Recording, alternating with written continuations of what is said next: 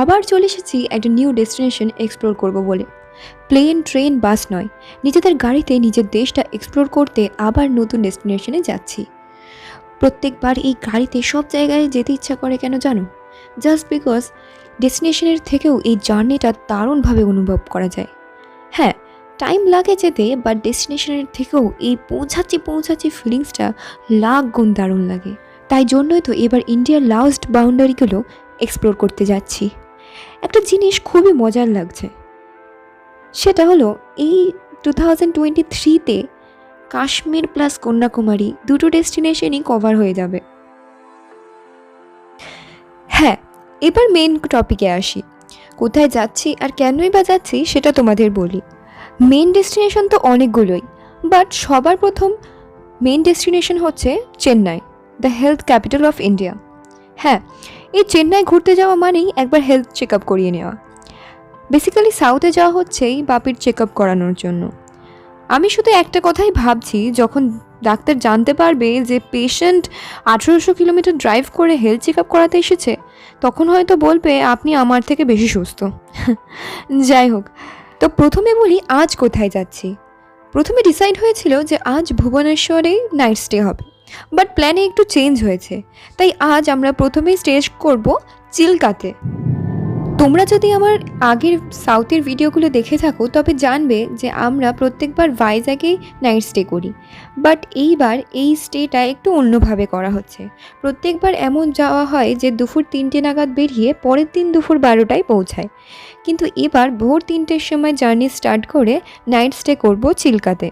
আমরা চিল্কা পৌঁছেছি প্রায় এই 5টার দিকে, তাই পাশেই যেহেতু হোটেল তাই আগেই একবার লেকটা দেখতে যাচ্ছি। বেশ দারুণ লাগছে।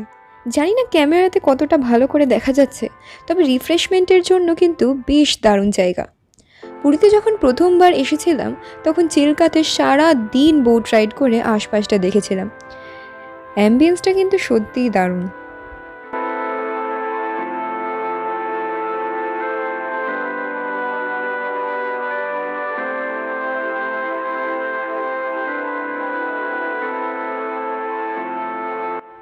So this is day 2। এবার বলি আজ কোথায় যাওয়া হচ্ছে। আজ যাচ্ছি বিজয়ওয়াড়া। কালও যেমন 10-12 ঘন্টার জার্নি হয়েছিল, আজও তেমনই। এই প্রত্যেক দিন 3টের দিকে ওঠা, আমি নয় পেছনের সিটে শুয়ে পড়ি, কিন্তু ড্রাইভার সিট আর ড্রাইভার সিটের পাশের সিট দুজনাই তো আর ঘুমাতে পারে না।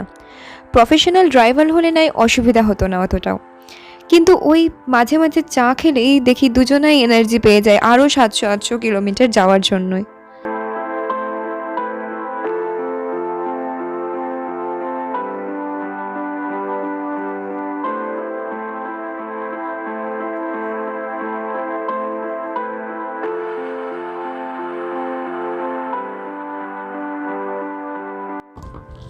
কোনো টাইমে কি হয় যে হেভি ব্রেকফাস্ট স্কিপ করে দিই।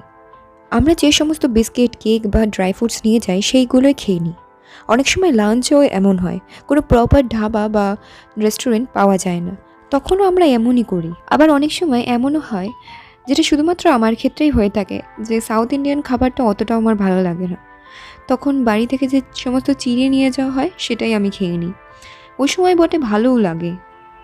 বিজয়ওয়াড়া ঢুকে গিয়েছি।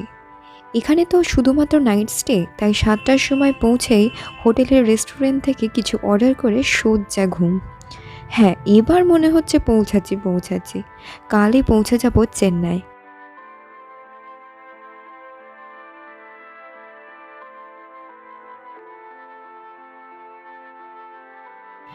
ইয়েস, আর কয়েকশো কিলোমিটার পরই পৌঁছে যাব মেন ডেস্টিনেশনে।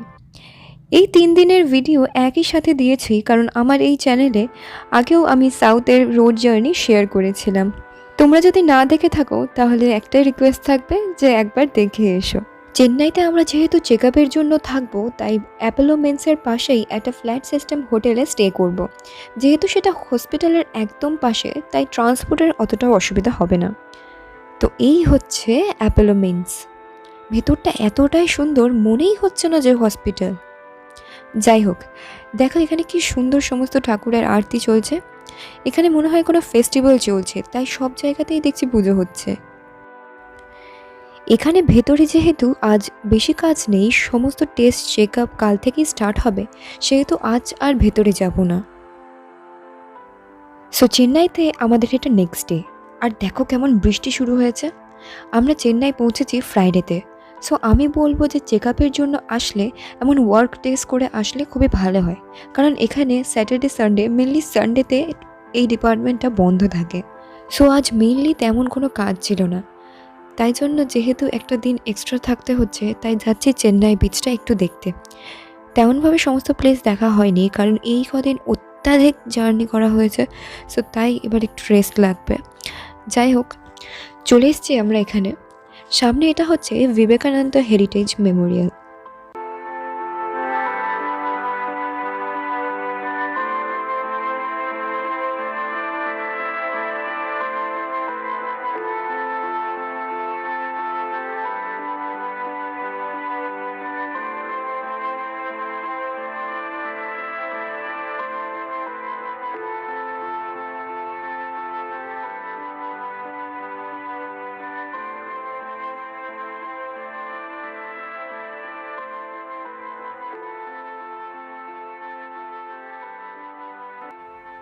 এখানে যেহেতু জয়ললিতা আর এমজিআর এনাদের এখানকার লোকেরা খুবই ভালোবাসতেন এবং সম্মান দিতেন, তার জন্যই কিন্তু এখানকার এই রোডটার নামও এমজিআর রোড। এর পাশাপাশি এখানে এনাদের মেমোরিয়াল রয়েছে। এই হচ্ছে সেই মেমোরিয়াল, সত্যি অপূর্ব। সো আজকের দিনটা এভাবেই কাটলো। আজ এই ভিডিওটাও এই অবধি।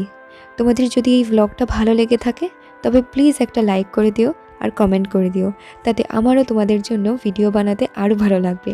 Thank you so much for watching this video.